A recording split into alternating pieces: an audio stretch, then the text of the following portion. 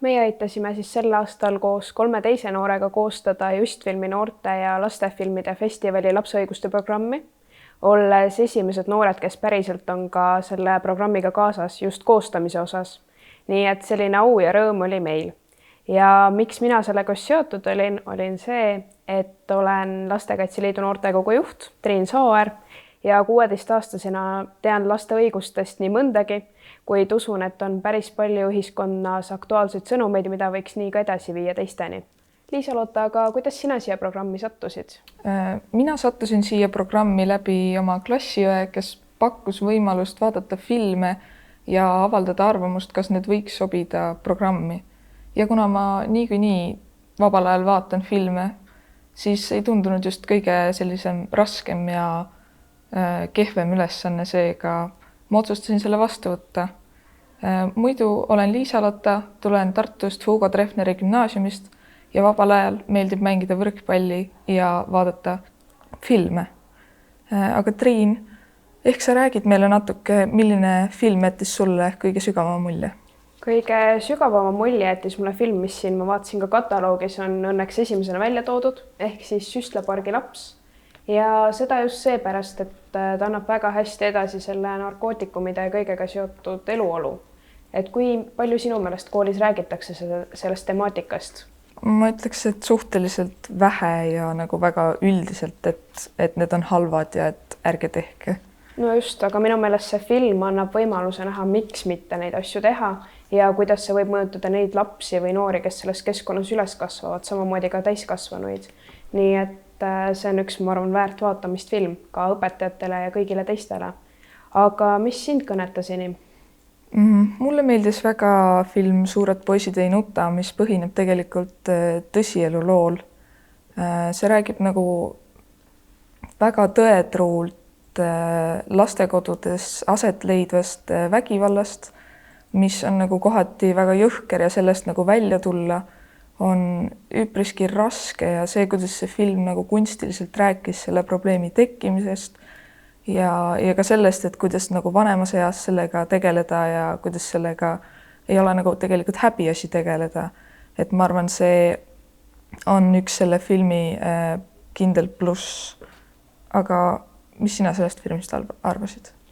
Sellest filmist arvata on kindlasti palju, aga ma arvan, et ta oli üks esimesi kiusamisteemalisi filme, mis näitab ära, kuidas lapsepõlves ka need asjad mõjutavad. Ja täpselt samamoodi nagu Süstlapargi laps aitab mõista lastekodus pagasid, kes tulevad siis narkootikumide keskelt, aitas see mõista neid, kes tulevadki kuskilt lastekodudest, võib-olla täiesti eelmisest sajandist ja kuidas nad võib-olla tänapäeval seda mustrit edasi kannavad. Aga ma usun, et lapsena on seda filmi natukene karm vaadata, aga pigem see paneb mõtlema just ka selle peale, et äkki ennem kui kellelegi midagi öelda, tuleks ennem ka kõik üle mõelda taaskord. Nii et mõtlemine ilmselt sai just märksõnaks. Aga mis sind veel kõnetas? Kiusamisest rääkides kindlasti üks kõigi eest, mis on ka selline lapsesõbralikum film, et seda võivad ka minna täitsa algklasside lapsed vaatama ja jällegi see, kuidas see nagu lahendatud on, et seal ei ole selliseid jõhkrusi, on nagu nad viivad selle mõtte ilusasti vaatajani, aga ilma, et nad kasutaksid mingisuguseid jõhkraid vägivalda või mingisuguseid rõvedaid sõnakasutusi. See oli ka üks mu enda lemmikfilmidest taaskord ja ma usun, et see põhjusega on seal filmikavas sel aastal. Aga võib-olla helgemaid filme on ju ka, mitte ainult kiusamisest ja narkootikumidest, et tegelikult on ju ka väga hästi näiteks Minu elu koomikuna, mis põimib endas vist peaaegu et kõik teemad. Aga mis võib-olla sinule helguse poolest jäi enim meelde? Noh, ma ütleks ikkagi, et see üks kõigi eest ja võib-olla ka Oskar ja Liili, mis ka rääkis ikkagi kahest sellisest nooremast lapsest ja jällegi väga hästi tõi selle mõtte vaatajani ja vanemate rolli lapse elus tõi väga hästi välja.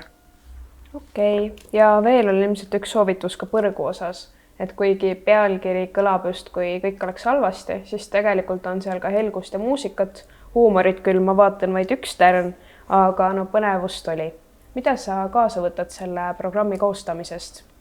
ma arvan, et ma võtan väga palju selliseid häid kogemusi selles osas, et kuidas esiteks teha filmi, milline film võiks minna noortele ja lastele peale ja muidugi ka hästi palju uusi teadmisi selle kohta, et mis probleemid on lastel ja noortel tegelikult maailmas veel praegugi olemas. Et mis kogemused sina endaga kaasa võtad? Ma võtan kaasa ilmselt kogemuse, et filmindus ja filmidega seonduv peaks olema koolides programmide sees juba ka lasteaiast peale, sellepärast et need annavad võimaluse piiluda kellegi teise ellu, kellegi teise emotsioonidesse ja näha võib-olla rohkem, kui selle ühe kesta seest võib välja paista. Juba 17.